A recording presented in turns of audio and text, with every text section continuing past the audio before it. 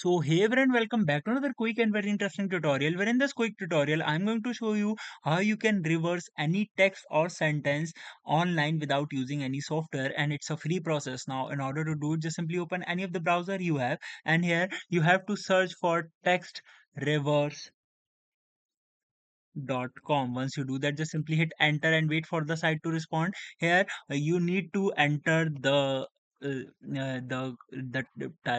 text that you want to reverse, and just simply hit reverse text, and it will automatically reverse that text for you.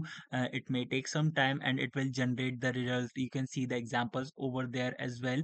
You can even flip the text or revert the words lettering as well.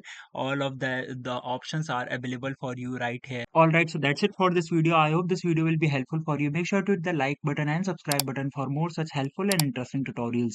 See you in the next one. Take care.